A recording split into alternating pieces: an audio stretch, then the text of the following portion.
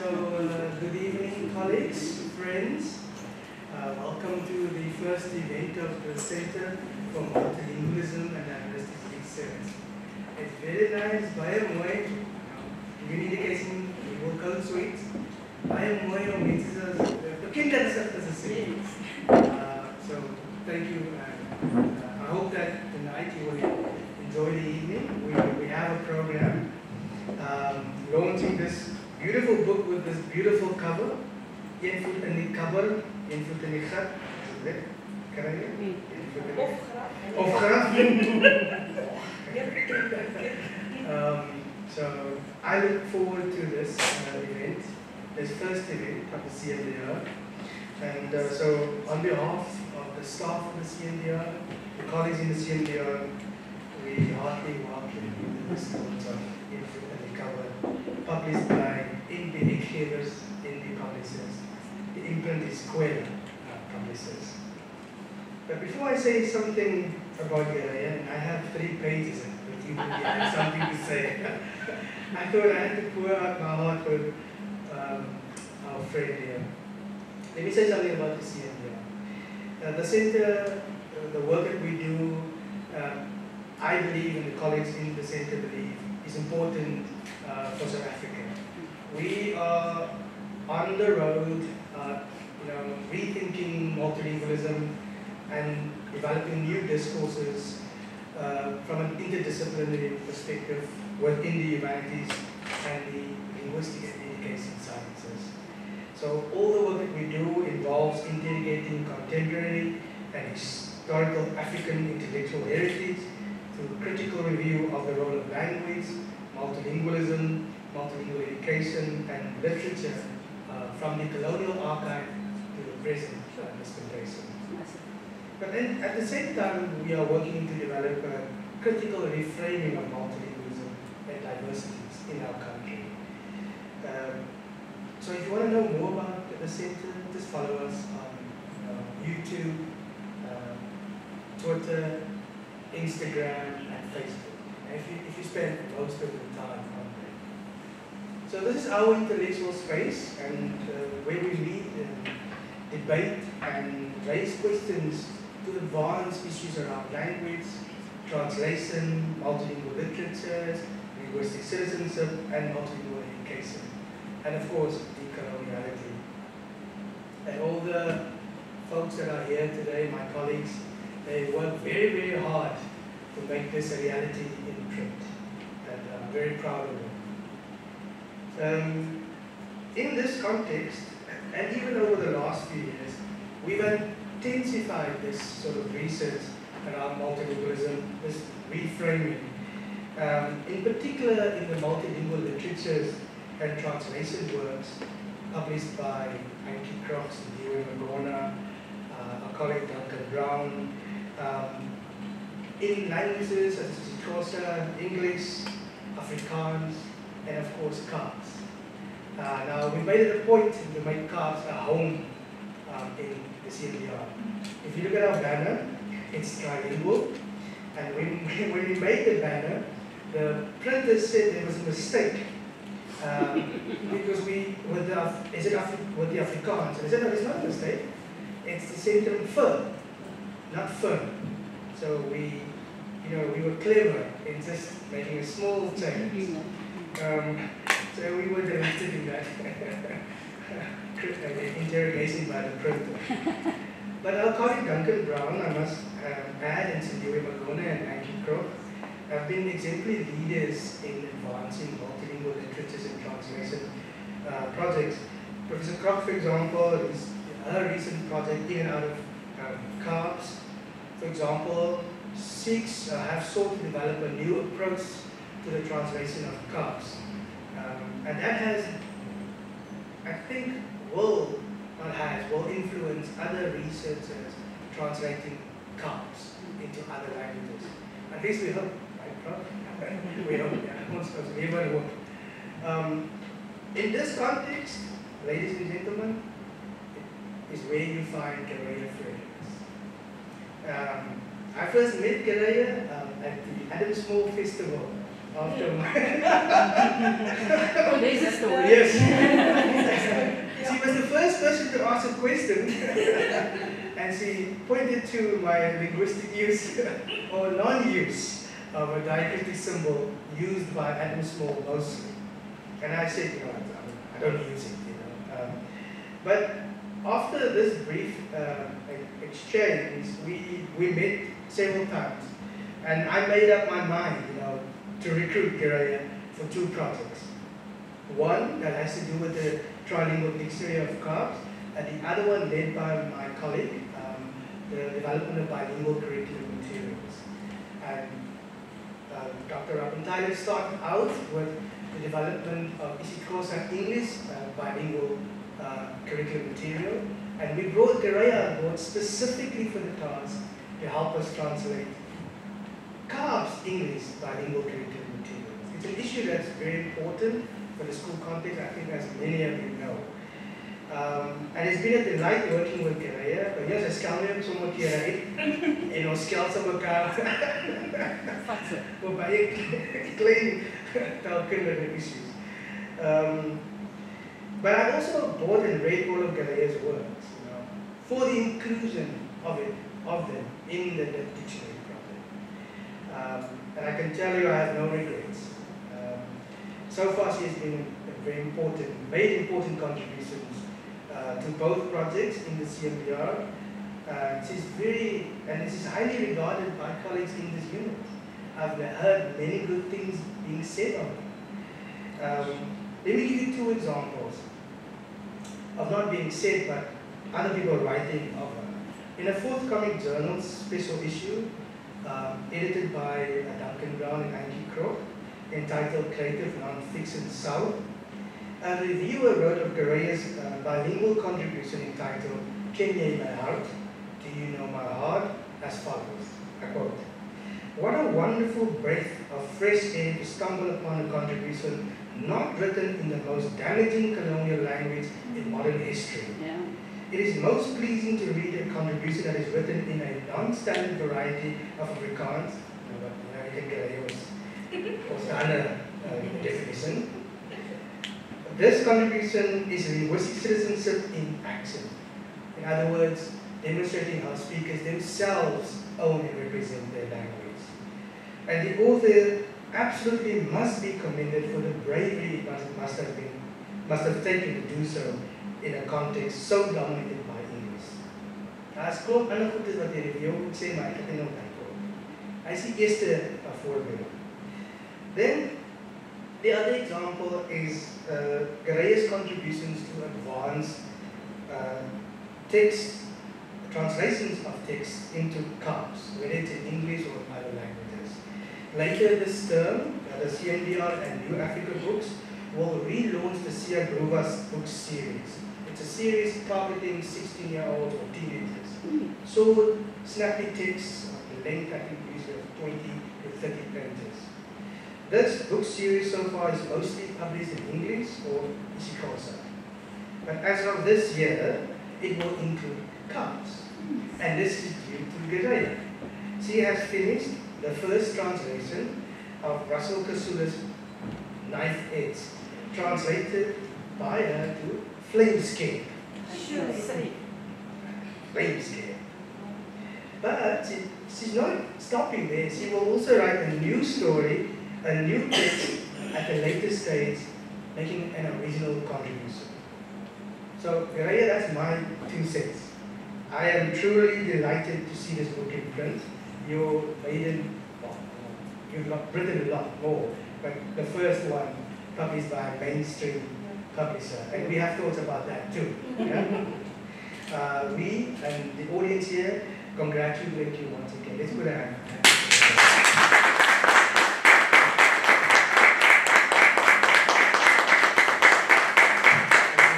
So, colleagues, taken up a bit of time, but the program for tonight is as follows. Our colleague, Professor Angie Crook, will say a few words about Een Voet in die Cupboard, followed by a discussion between her and Fatima Zefta. And then we'll have a Q&A and some refreshments. As you go to refreshments, remember to stop at the table and buy the book. It's only 280 Rand. I'm not going to say please, just buy a book, support, just a few words about my colleague as he comes up. Professor Angie Krag is a senior research fellow in the CMDR, and as many of you know, she's very well known. She's a prolific author and an Afrikaans poet, writer, and translator. And her latest book, I hope this is the latest book in mine. I don't know if you published more after this one, because it just comes off the press like that. It's entitled Plunder, or Plunder, or Plunder. Thank you. Please give a hand.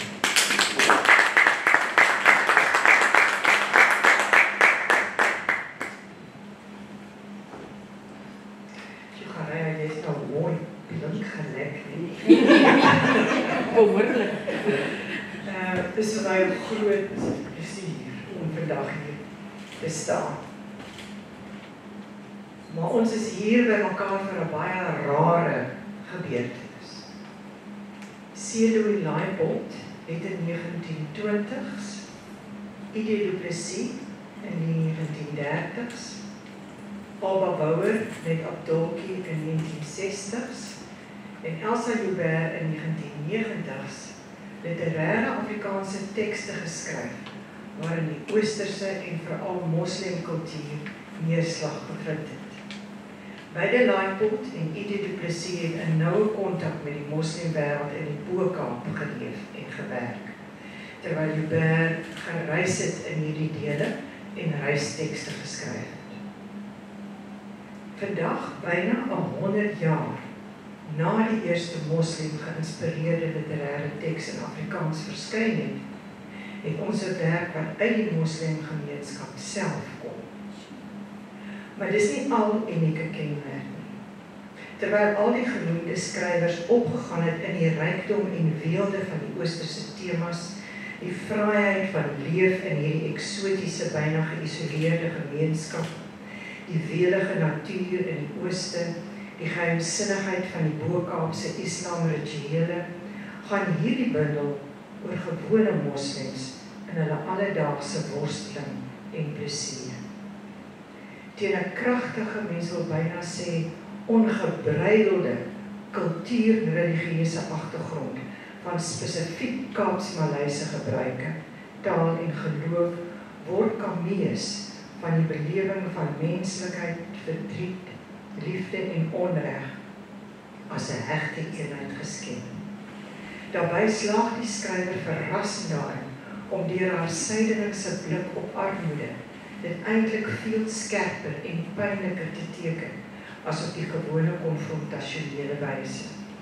Juist deur dit aan te vul met waarnemings van besondere omringende talente en die troostende skoonheid in die fisiese objekte wat met geloof en kultuur te maak het. En dit is baie raar in alle werk wat gaan oor mense op die marges. Daar's min om aan vas te hou wat mooi is. Daar's min wat jou deurhelp. En dit wil voorkom in Garaya se boek, asof juis die moslim godsdiens soveel dinge bied wat mense deurtrek of aan die gang hou in hulle stryd en plesier bring en vreugde. En om 'n voorbeeld daarvan te gee, wil ek Garaya moet een stukkie lees. Nee, ek gaan nog 'n paragraaf sê. Nog 'n unieke kenmerk van die bundel is dat dit nie die narratief bind aan die erkende sentrale perspektief van selfvertroue. Soos Leibold skryf, as I.D. du Plessis skryf, as Elsa Joubert skryf, hulle het selfvertroue, hulle gaan in daai areas in, hulle meng, hulle maak judgments, hulle kom terug, hulle skryf. Hierdie boek, dis meestal vrouestemme, dis kinderstemme, dis mansstemme, wat jy kan sien eintlik oorloop van talent, maar vanweë die omstandighede wat in Suid-Afrika was, teruggedruk is in posisies in. So dis 'n baie besonderse ek-vertellings wat dwars deur die boek sprei. So, en was dit nie hierdie gedesentraliseerde karakter se perspektief nie, dan het jy nie die wonderlike eenvoudige detail gekry van hoe om 'n garing in 'n naald te koop. Toe ek dit lees, wil ek eintlik begin huil soos ek na my ouma verlang. Ja, maar by die skool het jy dit, maar my ouma sê, nee man, jy vroeg ons moes om een ja, nee, daar staan het, dit is as jy, hoe om koessisters af te rond. Nee, ons sien dit maar net, waar jy dit kan koop, maar hoe rond jy dit af, waar is die beste, wat doen jy net voor dit moet op sy lekkerste wees. En hoe kos gekoop word vir Labarra, hoe mates geneem word vir klere, as jy pak klere het, hoe neem jy daai mates? Van waar tot waar, wat kyk jy? En dan natuurlijk, wat my heeltemal uitgepreek het, was 'n lijk. Dat is ook die ek-verteller van 'n lijk. Wat kyk hoe mense haar uitlê, die vrouens haar uitlê. Nou, daar is groot ophef gemaak, daar was 'n boek, ek dink van Nadia Davids, maar daar is 'n boek onlangs gepubliseer, waarin die uitlê van 'n lijk op 'n moslim manier beskryf word in Engels. So dis deurgegaan as groundbreaking. Maar joh, hulle weet nie daarvan as hy lijk self kyk, wat nou hier aangaan. Die sterkste punt van die tekste is egter die besondere deurleefde kwaliteit van die skryfwerk. Die kandidaat Gareya se observasievermoëns is buitengewoon. En sy kan skryf. So dis twee dinge wat 'n mens nodig het. Jy moet kan sien. Nou, nogal baie mense kan sien. Maar dit is moeilik om dit vas te vang in taal. So dis die tweede ding wat jy moet. So ek wil lees net 'n stukkie lees met al daai goed. Aan die binnekant, die observasie en ja. Dink jy maar ek is 'n klop op die keel, maar sies ek met my hier 'n stukkie storie wat so diep is en so eie persoonlik. Nou ja. Ek lees vir julle dis die eerste storie. Kinders van die Jannah uittreksel. Die moment speel af, een vreem op 'n slag. Toe die koue sand raak en die skade van die tall trees wat sway en konstant dieker maak, kry ek 'n overwhelming urge om die kinders uit te grawe. Daai gevoel vorm in my verlate bare en ek trek krag uit elke wyn wat na my hart warm bly pomp en stoot op in my krop. My keel kraak van dis soos 'n bottleneck wat jy wil los te keer. As ek sluk, pyn my nek van oor tot oor en het hou my emotions hostage. Ek is 'n believer. Ek verstaan. Ek verstaan alles 'n plan. Die emotions op uiting en perspiration op my palms loop uit in my oë en my gesig gloei van pyn wat onder my vel capillaries vul. In my ore echo 'n sharp high pitch, 'n flatline zing. Ja Allah, ek is desperate. Ek is tevrede, Allah, maar nog net een keer. Nog een keer wil ek hulle vashou.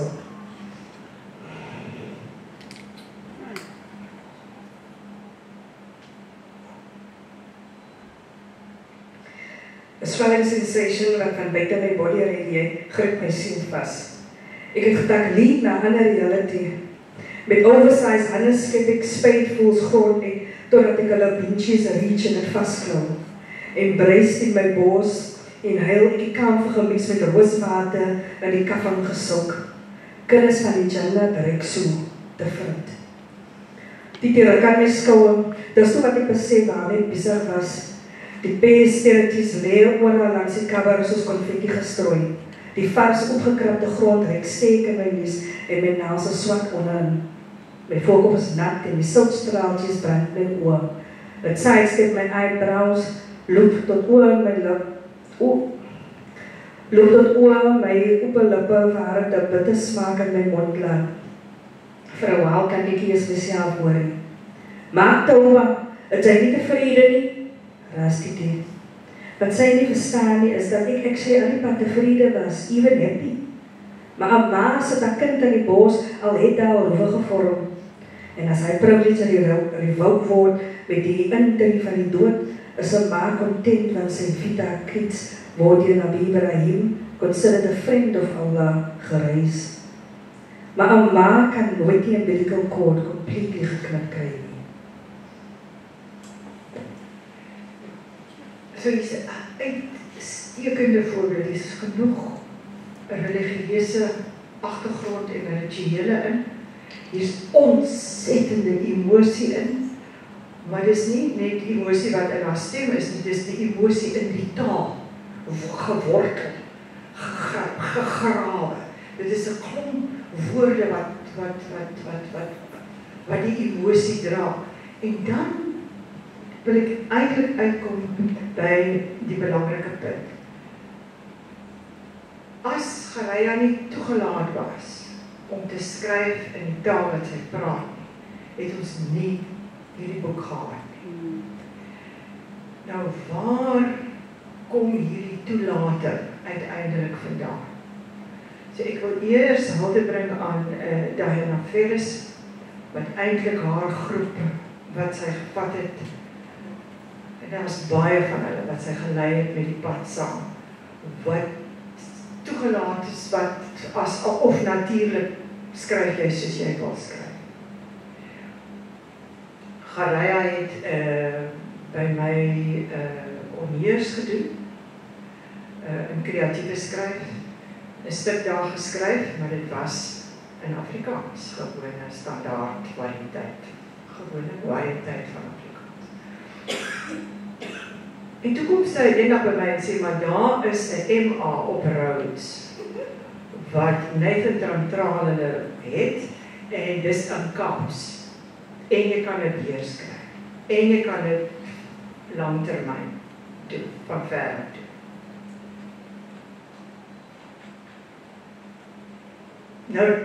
Nou dit is wat uiteindelik die boek moontlik gemaak het. Met ander woorde, Gareya sit vol stories, maar wat sy elke keer deur 'n borsmasjien moet druk, wat eintlik gesê word, dit is soos jy moet skryf as jy wil gepubliseer word. So sy het nie, sy het hierdie klomp kortverhale geskryf. Nou, ek het die teks geëxamineer as 'n kreatiewe MA. En jy dadelik besef, dis uitgewerswaardig, maar jy het nie geweet watter uitgewer gaan die werk wat nou moet gaan in die boek. Ek self, jy het klomp moslimwoorde, of Arabiese woorde, wat jy nie, jy weet nie eens of sê mens kabir, sê jy kaber, sê jy kabr, ek weet nie hoe spreek jy dit uit nie. As ek op die Google gaan, sien ek dit ook nie, dan is daar Kaaps tussenin, wat jy ook nie so lekker verstaan nie, dan is daar Engels tussenin, die Engels is altyd meestal korrek gespel, maar baie keer ook nie. Dan is die Engels vir Kaaps. So dis 'n hele unieke uitdrukkingsvermoë wat bestaan. En die tweede ding wat met eintlik goed is, eerste Diana, dan Nathan Trantrale en dan Stefan Vermeulen van Kwela. Ek sien nie spaar ekstra kortverhale by. Die agterin is 'n woordelys waar jy weet wat jy agterkom, wat word hier gesê.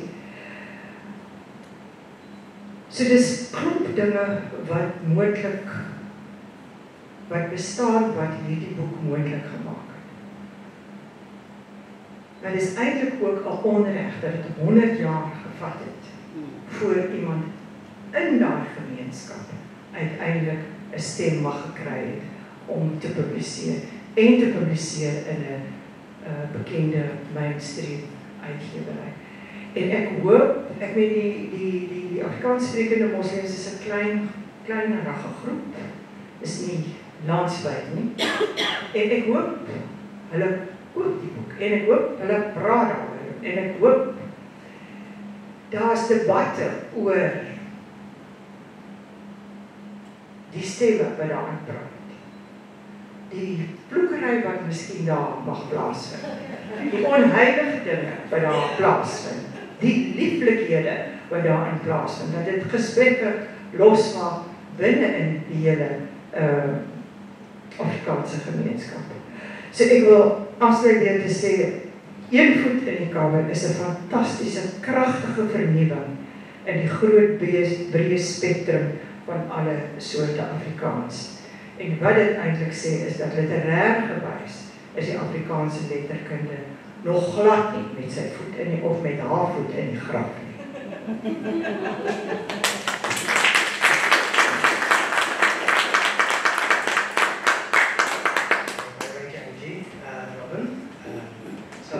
Fatima en Kanadia voorstel.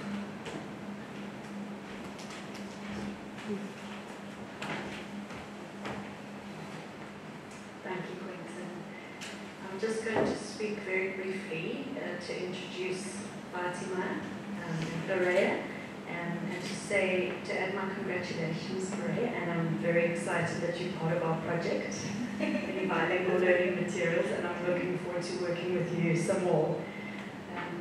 So I think Quentin's already given a very good introduction to our author. Perhaps I can just add a little bit about Loraya's community work, which I think you've alluded to, Quentin, but it's such an important part of who you are. And just to note that not only in writing herself, but Loraya's also run online courses for emerging writers and was awarded with the Neville Alexander Prestige Prize for her work in community. So that I think that work you're doing is also helping to shorten that 100-year gap that we've had and to make sure that there are many coming after. And Fatima, welcome to you. Fatima is an MA student in the Afrikaans and Nederlands department here at UWC. She's working with Anastasia de Vries, and her topic of interest, I learned just before the book launch, is in education and curriculum. So we'll have to recruit you into my project as well. So welcome, and we'll hear from them and then have time for some questions.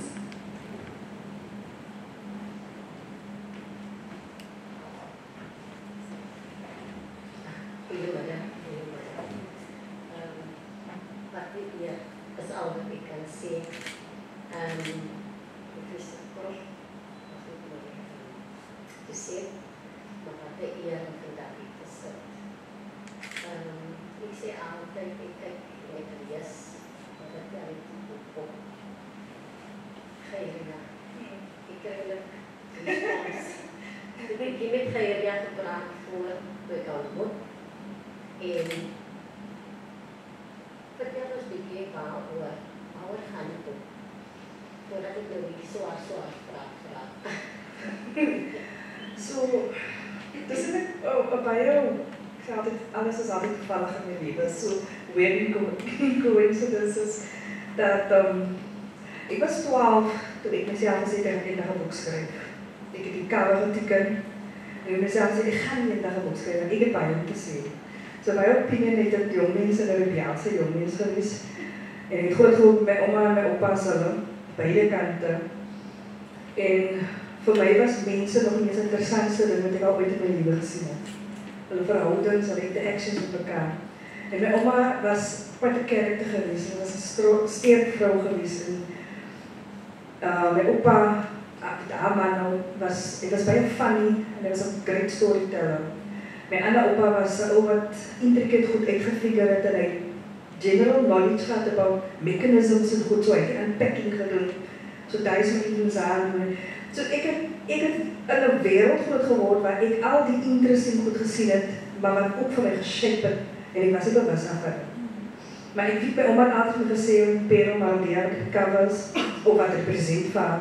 Sy daarom sê, was 'n fout en was niks. En hy woorde by my bygebly, want ek vind dit is 'n aanwins. Ek het net geweet van dit eendag, hy aanwins my wins maak nie, maar nie koop wat die wins maak.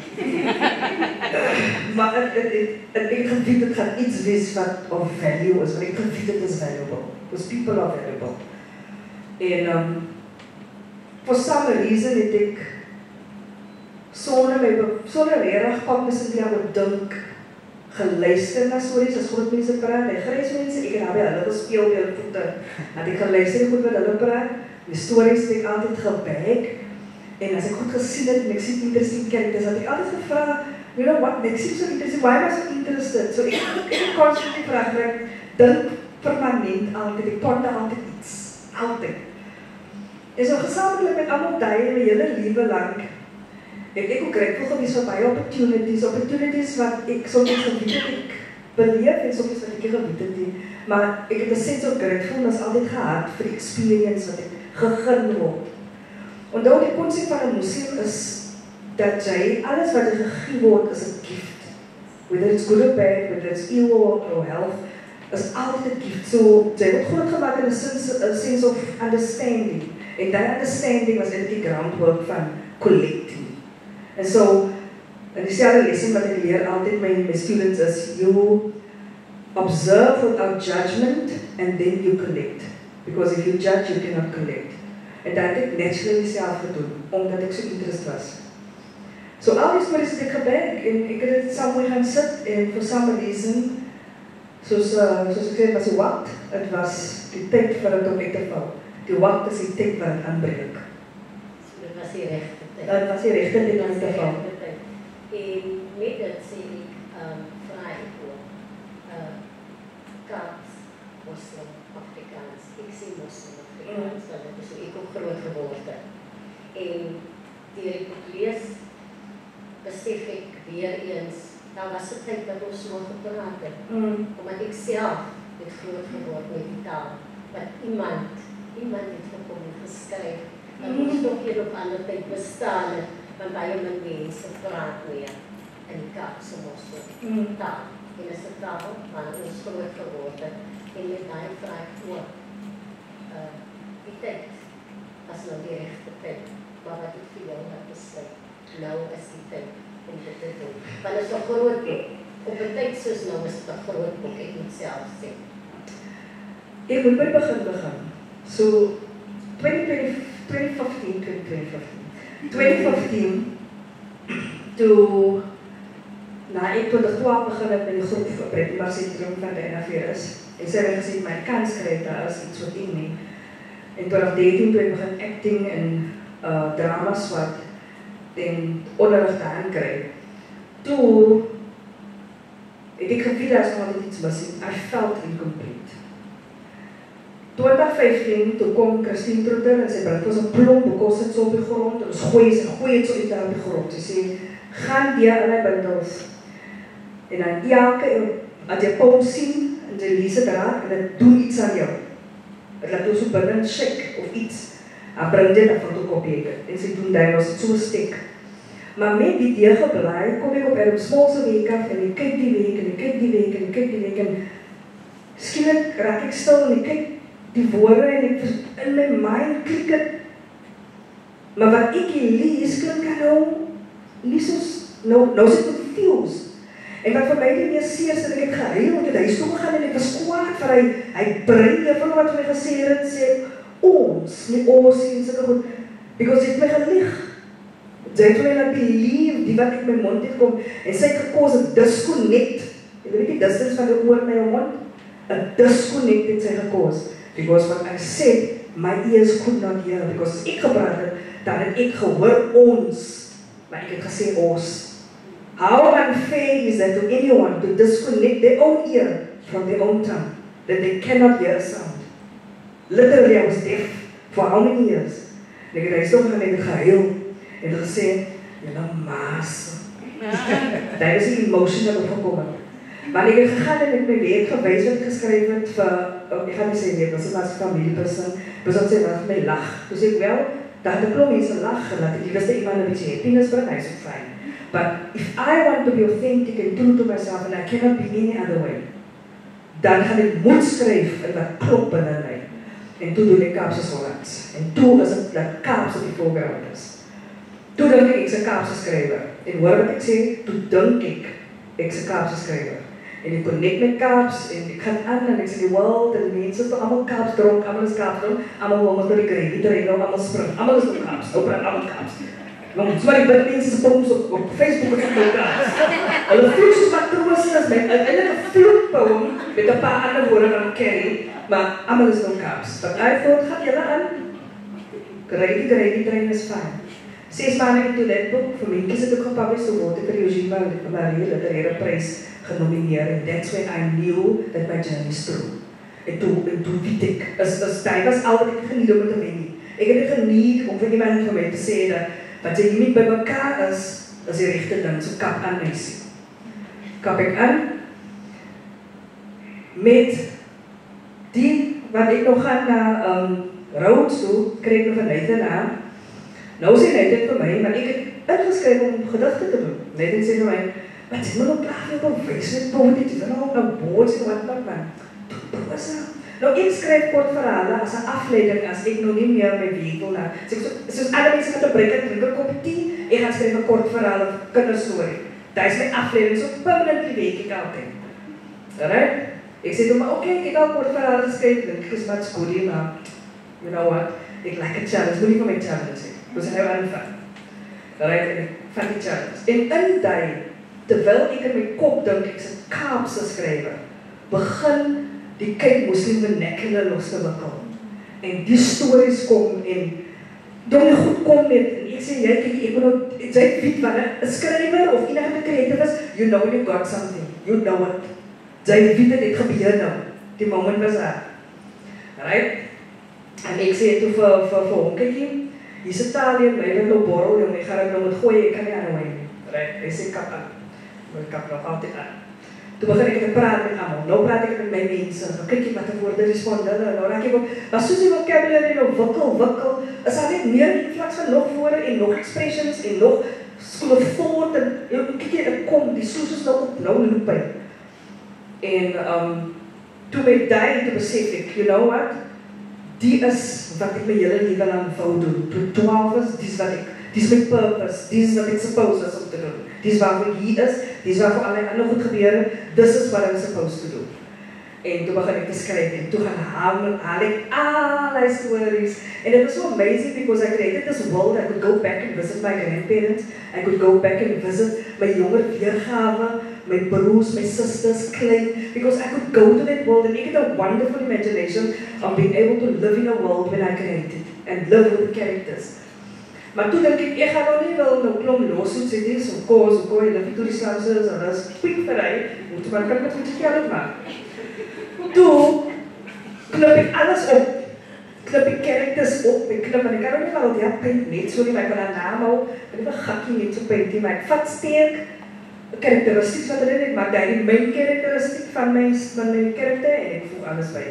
And then when they started forming the characters, the world I loved in, when I created all of that, I started existing there. Van hele tyd wat ek my masters gedoen het, toe is die taal was obviously limited, because ek was in 'n ander wêreld. And then all I had to do was just write down what was there. That's our language speaking. En dit is wat ek lees, myself, iets wat met my gebeur het, Kaap Maleise vrou, 'n ouma, mama wat in die Kaap, en altyd in die kombuis is, en alles wil roem, dit is alles daar. En aan lees ek dink, as ek dit mag sê, nee, maar ek bereid op, dit lees soos 'n geskiedskrywer. Niemand het nog oor Kaap Maleise of Kaap Muslim vroue se regte ervarings, maar die sy hou as 'n kos maak vir wat elke Jumu'ah kom, en as altyd iemand wat Jumu'ah kom ongewoon. Ja, papi bring altyd iemand saam. Was vir die baraka. Was vir die baraka. Maar die ander kant, gebouw en die karakter, die sterk vroue karakter, wat die inskryf uithaal. Maar dat is baie van ons. Met die lees ek in die sin van hoe dit eintlik connect met soveel ander vrouens. Nie net Kaapse vrouens nie net, maar elke vrou en iewers is daar 'n vrou wat dit gaan lees en haarself weer gaan vind. Want in elke storie is daar 'n vroue identiteit vas vasgevang van hoe ons as vrouens elke dag die lewe ervaar. En my vraag is nou, sweet, trane, lang ane, het dit vir jou gegaan, vir die skryf van dit. En die lees van die eerste hoofstuk was vir my toe, huil en smile op dieselfde tyd. Het was een jacket die weer daar toe gaan. Klaar nou. Maar het was teksting geweest, behalve dat ik COVID gehad het, terwijl ik mijn masters gedoen heb en ik geschreven heb aan die Bijbel. Want toen zei ik ga niet klas bijwonen, ik ga niet schrijven, ik ga niet elke week. Wat ons moet doen, als een schrijfstijl ons nog krijgen, begin van die week en dan einde van die week moet je zeggen, maar basically een eigen schrijfstijl. Nou, dat was toen international writers ook zo, man, waar is mijn raamweek? Ik was een galer, voor ik gestapt in de schrijfwereld. Toen word ik gegooid in de academie, zwem en verzuip. Dat was maar mijn lieve elke dag. Zwem en verzuip en dan was ik een doggypig en zo, dus moet ik maar bij flip. Maar die bottom line was, ik was niet prepared voor waar ik was. Maar ik heb niet geloofd dat wat ik moet doen moet op 20 business al. Dus dat is wat ik hou. Toen ik het geschreven heb, waren baie stories, soos die 2 stories van die kinders van die Janet en Zachar en Zachariah. Dat is mijn eie story. And I've written a lot about my children. En ik weet nie hoekom ek al ewig so, as sekere woorde wat in die tekst is soos die, en ek nou net redig die rechte tekst kies, waar ek nie kan weer sê nie, because I wrote it now, I can't say it anymore without cracking in my voice op die society, because is nog vars vir my. Ek het 'n jaar terug, die woordjies wat ek van vertel, weet ek 'n jaar terug, onthou, die stories geskryf 2,5 jaar, maar ek het 'n jaar terug die woordjies gaan sit. So that was my imagination of how it would be. En daai het ek het baie gehuil, ek was so emotionally drained geweest. Maar wat ek wel kan sê is, en ek het die vraag obviously al met interviews baie gekry, is dat die stories was lekker, want ek kon teruggaan en ek kon relive mense wat hier saam mee is, my opa, my oma, daar's klomp mense wat weggesal, wat in die boek is. Ander characters wat beter my family framework is, in 'n world wat lekker was, wat carefree was, wat ek nie besef het, soos ek nie geweet ek is arm, ek weet ons het die. Nou weet ek nie, maar nou het ek opgewacht. My point is, I didn't know it then. You know, I didn't know it, so now is it alright om later gaan visit because my kapel, you know, I can do it by myself. Maar om terug daar te gaan en dan te waardeer, because I could go back and then kon ek sien where I've come from in this community and how rich there was. And rich nie in geld nie, and I could see the riches. Nou dat is my die meeste, die happieste van gemaakt, dat I come, I stand strong, en ek is confident, en ek wil op 'n breek en sê, ja, ook is so jy het geld gehad. Maar, and then I want to mention, die opa wat dit gedoen het, en die opa wat Daika gedoen het, en die oma wat, so die was vir my 'n hele triumph van, I knew now who I was. I was not of riches, but I was rich with riches. You know? So that was for me absolutely wonderful. Yeah, so it was baie bad. That was lekker ook. So that I enjoyed and so that's the story met ons bikes ry. So net om vir my te gesien het hoe my broer was nou in die storie en ek is mos al die characters, ek was ek almal.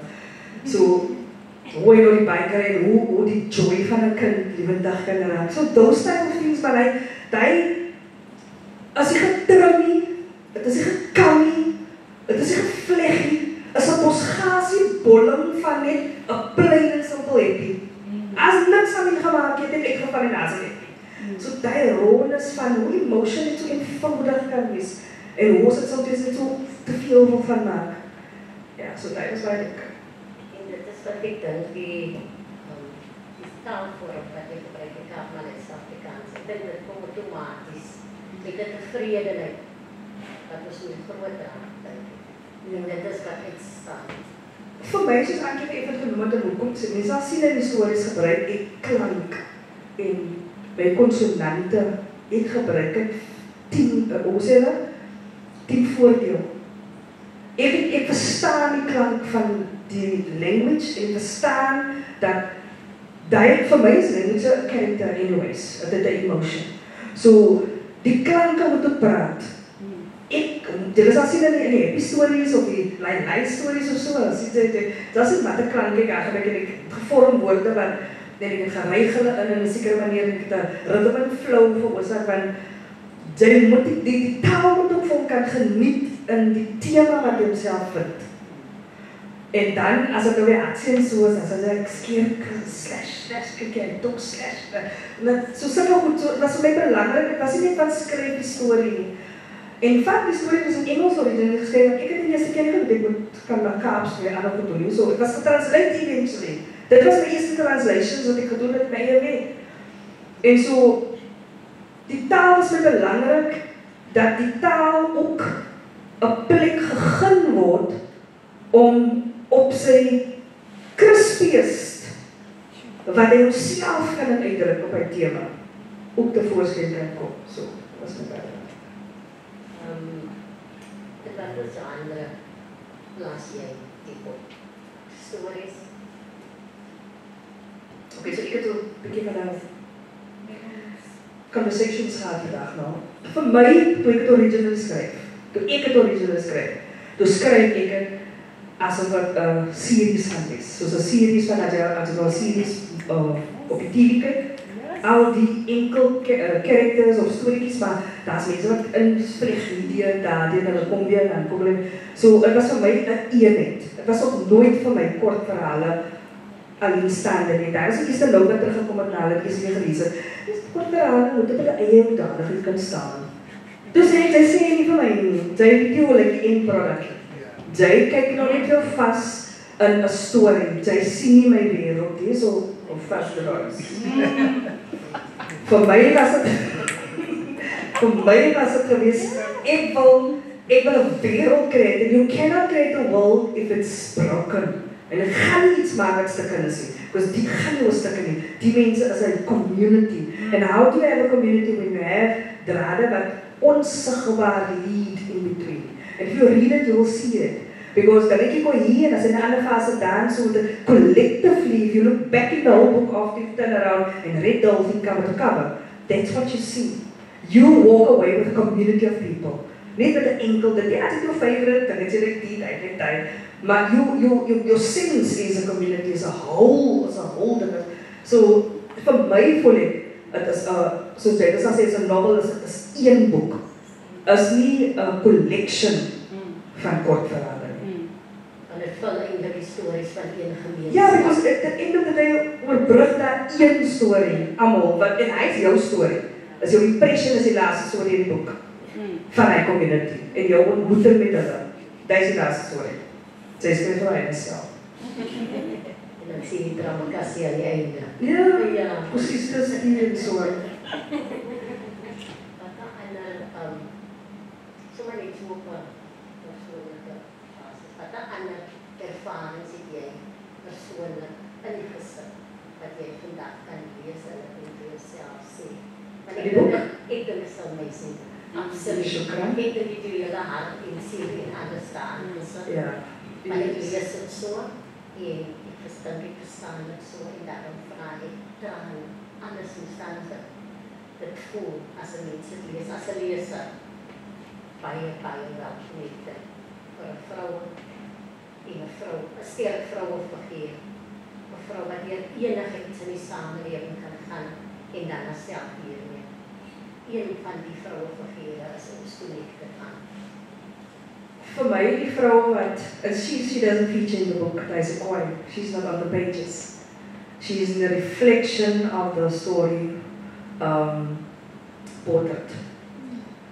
Portrait, hy is my sister wat as het sê sal wie die vrou is dan. Maar Portrait was vir my persoonlik iets wat vir my is. It's only mine. In Portrait kyk die character in die reflection en sien iets wat sy nie gedink het dat sy gaan daar vind nie. En Portrait vir my het healing gebring. Dit het vir my twee transparante bo mekaar het is en I could see only one image. En daar was Portrait en hy was 'n storie wat ek slegs daarna geskryf was. Daar was die original nie daar nie, maar ek kan nie vir julle sê, sy wil ons wat sê, mense sê, jy jammer geworden, die jammer geworden. So, ek kan nie vir julle sê, hoekom daar skirre goed net gekom het en geklop het aan my deur gesê, dis wat jy nou moet doen. Maar in die grand scheme, toe ek het nou begin die manuscript lees van voor tot achter, moet ek op 100 keer lees, ja, dat woord lees. Toe begin ek te sien, hoekom die certain elements daar is, hoekom certain stories daar moet is, en hoe maak het sense in this world. Maar Porter is definitief, that's my piece. Want ek het baie van my kinders geskryf, wat nie meer met my sien. En hy was eintlik 'n peace offering vir julle en vir die mense, moslimvroue wat met mondkinders, asof vir hulle healing. So I had my healing, but that was not healing for them. But Portraits was my healing. Dit was my laaste piece van understanding about the character wat in die reflection is. Wat sal ek maar sê dan toe dat lees het soos 'n geskiedskrywer. Jou eie stories geskryf, jou eie lewe. Daar's baie van myself in, ja, baie goed wat ek my lewe uitkom. Maar nie goed wat daar met my gebeur het, nie goed wat ek waargeneem het, wat met ander mense gebeur het, of goed wat ek gehoor het van wat met ander mense gebeur het. But it had such an impact on me, it had to become part of my reference. Maar daarmee wil ek dan sê, baie dankie sê. Verseker. Vir die opskryf van 'n Karmelitse vrou se lewe, alles nog nooit gedoen. So met emosie en soos wat ons leer praat en elke dag weer ervaar. Almal skryf oor vroue, almal skryf in die perspektief van vroue, maar niemand het nog geskryf uit 'n Kaapse moslimvrou se perspektief. Wel dan, hier is daar, om maar geef jou alles, wat jy vir jouself sien in die toekomst. Inshallah.